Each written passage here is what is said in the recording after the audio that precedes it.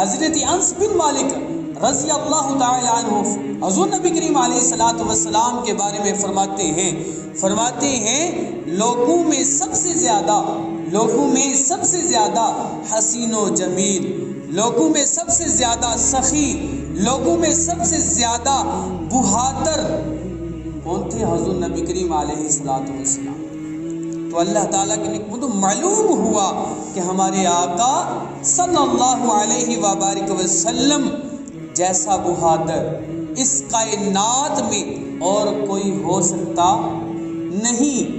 ہمارے نبی کریم علیہ الصلوۃ والسلام جیسا شجاعت رکھنے والا کوئی ہو سکتا نہیں، اور ہمارا عقیدہ ہے کہ ہمارے نبی کریم صلی اللہ علیہ وسلم جیسا کوئی اور ہو سکتا ہی نہیں۔ تو اللہ تعالیٰ کے نعمت کیونکہ اگر غار ثور ہے شجاعت با کمال بے مثال، اگر میدان جہاد ہے تو شجاعت با کمال و بے مثال ہے، اگر میدان جہاد ہے تو شجاعت با کمال و بے مثال ہے، اگر طائف میں ہیں تو شجاعت با کمال و بے مثال ہے، اگر بدر میں ہیں تو شجاعت با کمال و بے مثال ہے، اگر احد میں ہیں تو شجاعت با کمال و بے مثال ہے۔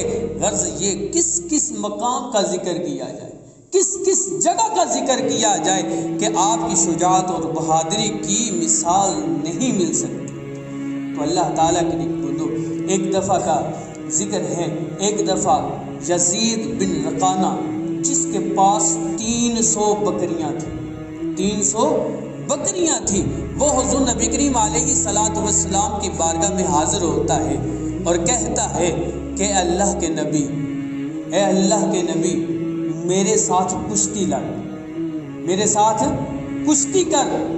حضور نبی کریم علیہ الصلوۃ والسلام نے جب سنا تو آپ علیہ الصلوۃ والسلام نے مسکراتے ہوئے ارشاد فرمایا کہ میں تیرے ساتھ کشتی لڑتا ہوں، کرتا ہوں، مگر میں نے تجھے گرا دیا تو تو مجھے کیا دے گا؟ حضور نبی کریم علیہ الصلوۃ والسلام ارشاد فرما رہے ہیں کہ اگر میں نے تجھے گرا دیا، زمین پہ گرا دیا، تو مجھے کیا دے گا؟ تو وہ کہتا ہے میں آپ کو 100 بکریاں دوں گا۔ حضور نبی کریم علیہ الصلوۃ والسلام اس یزید بن رقانہ کے آمنے سامنے ہوئے، اس وقت کو تصور کیا جائے تو پتہ چلتا ہے کہ حضور نبی کریم علیہ الصلوۃ والسلام نے اس کو کیسے پکڑا ہوگا۔ تو حضور نبی کریم علیہ الصلوۃ والسلام نے اسے ایک بار میں ہی زمین پر گرا دیا۔ جب زمین پر گرایا، اس کو گرانے کے بعد وہ کھڑا ہوا، پھر وہ کہنے لگا کہ اللہ کے نبی میرے ساتھ پھر دوبارہ کشتی کر، میرے ساتھ پھر دوبارہ کشتی کر۔ پھر آپ علیہ الصلوۃ والسلام مسکراتے ہوئے فرماتے ہیں کہ یزید بن رقانہ اب پھر میں نے تجھے زمین پر گرا دیا تو تو مجھے کیا دو گے؟ تو وہ پھر کہنے لگا کہ میں آپ کو 100 بکری اور دے دوں گا۔ حضور نبی کریم علیہ الصلوۃ والسلام نے پھر ایک ہی بار میں اس کو زمین پہ گرا دیا۔ تو پھر جب کھڑا ہوا پھر کہنے لگا کہ اللہ کے نبی میں تیرے ساتھ پھر کشتی کرنا چاہتا ہوں، میرے ساتھ پھر کشتی کر۔ تو حضور نبی کریم علیہ الصلوۃ والسلام نے فرمایا کہ پھر میں نے تجھے زمین پر گرا دیا تو پھر کیا دو گے؟ تو وہ کہنے لگا پھر میں 100 بکری تجھے آپ کو دے دوں گا۔ تو حضور نبی کریم علیہ الصلوۃ والسلام نے تیسری بار یزید بن رقانہ کو زمین پر گرا دیا۔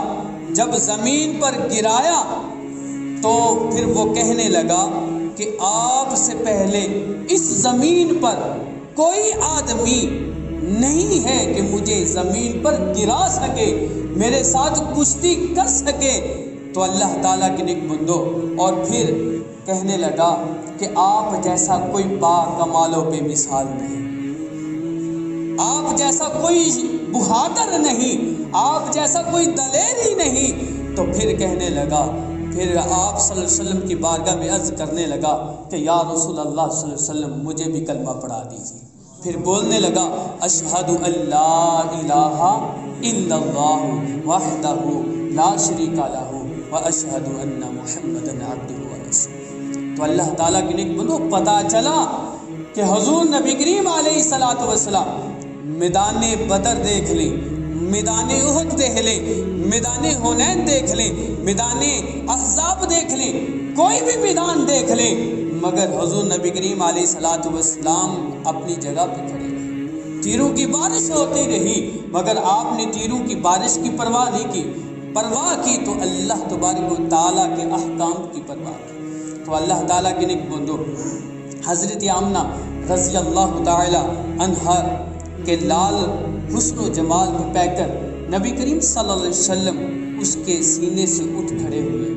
جب اس نے کلمہ پڑھا نا تو حضور نبی کریم علیہ الصلوۃ والسلام اس کے سینے سے اٹھ کھڑے ہوئے اور فرمانے لگے، اے یزید بن ارقانہ، میں نے تجھے یہ 300 بکریاں دے دی، میں نے تجھے واپس کر دی، یہ تو اپنے پاس رکھ، میرے لیے یہی بہتر ہے۔ تو نے دین کو پسند کر لیا، تو نے دین اپنا لیا، تو نے کلمہ پڑھ لیا، اشہد ان لا الہ الا اللہ وحدہ لا شریک لہ واشہد ان محمدا عبدہ ورسولہ۔ تو پھر کیوں نہ کہیں کہ میرے حضور کا کونین میں جواب نہیں، میرے حضور کا کونین میں جواب نہیں، غروب ہو سکے جو یہ آفتاب نہیں۔